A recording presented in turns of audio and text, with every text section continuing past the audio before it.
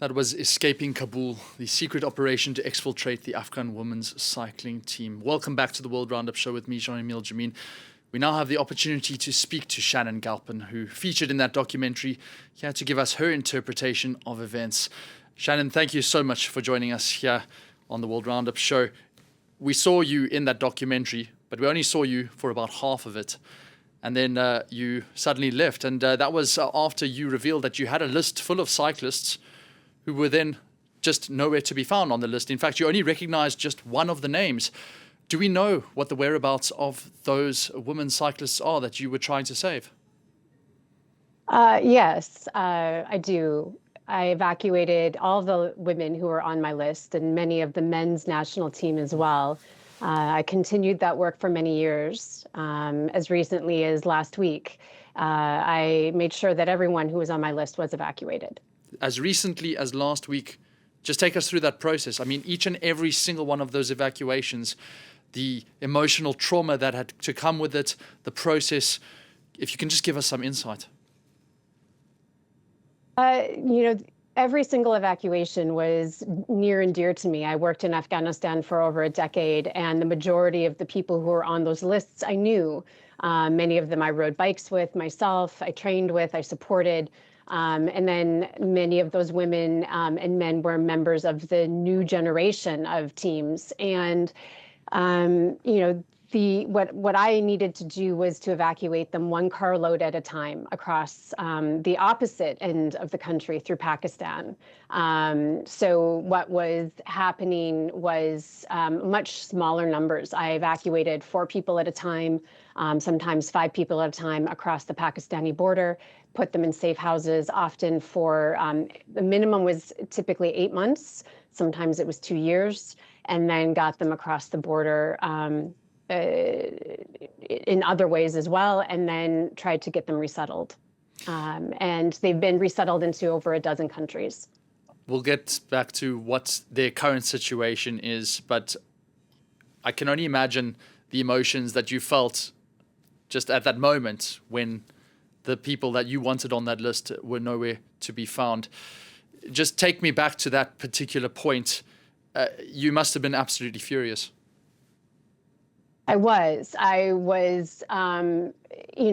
think what's important to recognize is that the people who were in this documentary and who promised to get these women to safety and to work with me to get these women to safety represent the people who had the most money, access, and access to power and networks in cycling. And so to then walk away after one evacuation was really, really difficult to watch happen. So, and to leave all of that on the shoulders of a single mother is maddening, because this is something in which they were happy to take the credit for an evacuation. And they did save those lives, and all credit to them for that. It's the fact that then they walked away knowing that I was asking them for help, not asking them to do the evacuations. I continued to evacuate hundreds of people myself, and with the team that I built, the networks that I built. But their networks, their money, their support would have been invaluable, and instead they chose to gaslight me in the press. They chose to ignore the pleas for help, and to make the work of evacuating national cycling team members, independent women's team members, all the more difficult. And that was unnecessary and cruel. Is there anyone who has left you the most disappointed, or someone who should also receive the most credit? I mean, that's a very difficult and controversial question. I think UCI really is the most difficult because their responsibility is the well-being of cyclists. So when they know that cyclists were left behind and that someone was getting them out and was then safeguarding them and was asking for their help, but they chose to ignore that, I think that needs some scrutiny.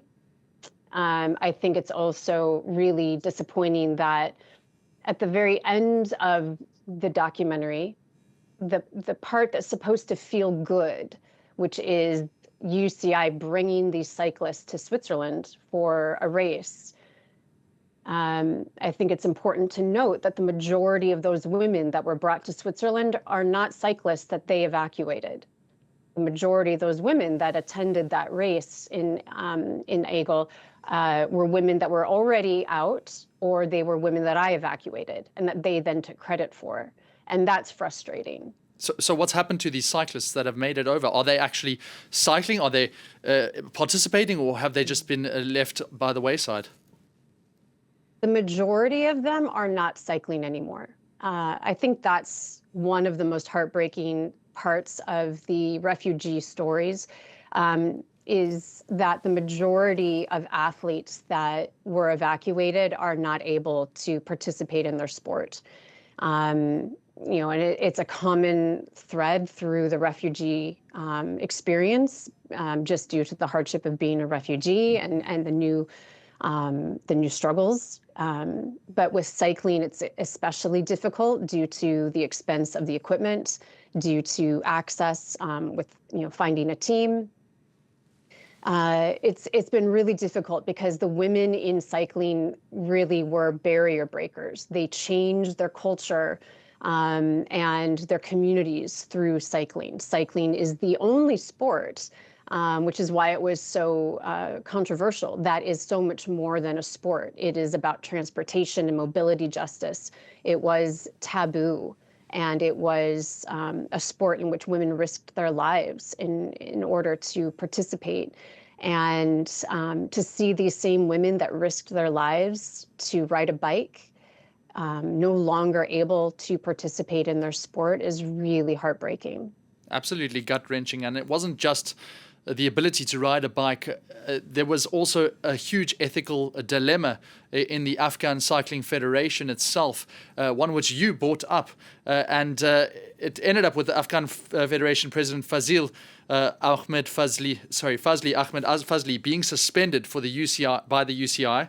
That was for abusing and threatening girls during the evacuation. His punishment was only 15 months, though. Yeah, it's interesting to see how a Federation president who was found guilty by the UCI's Ethics Commission, after myself and dozens of cyclists gave testimony for abuse, corruption, and for trying to keep cyclists from evacuating by denying their identity as cyclists, was only found to warrant a 15-month suspension, no fine, and that there were no reparations for the cyclists who gave testimony. I find that to be a very lenient, at best, suspension by UCI, and that was also never, they never oversaw his suspension. And so I think UCI has a lot to answer for. Shannon, you've known a lot of these girls personally, a lot of the cyclists themselves as well, for many years. I just wonder, there's a small personal thing you learned from them early on, surely, about their day-to-day lives and how this was all affected. And I believe you're wanting to document that all in an archive now for Afghan athletes. Yes, it started as the desire to create an Afghan cycling archive because I'd worked with these cyclists for so long. I wanted to make sure that the legacy and the history of these women was not forgotten or erased. As we've seen, the Taliban has erased history before. I wanted to make sure that these women had their history documented with oral histories in the media. They were National Geographic adventurers. They were nominated for the Nobel Peace Prize.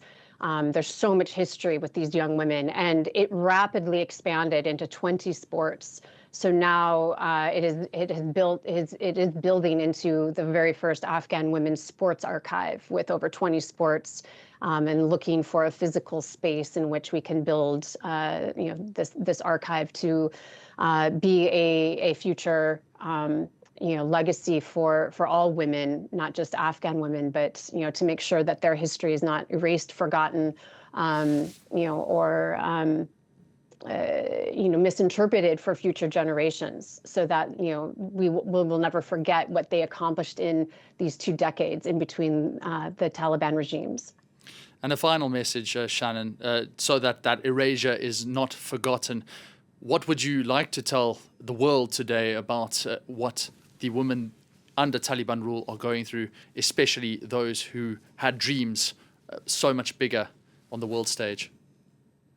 I mean, today the women in Afghanistan are living under gender apartheid, and we have to be censoring their voices. The Afghan women and the news outlets that are covering what's happening and who are speaking up, we have to remember that Afghan women today have 0 rights, and they are living under full gender apartheid with no rights for education, school, work. The sound of their voice is banned. They're not allowed to go outside without male escorts. And the morality police just this week in Herat killed 2 women, have arrested others.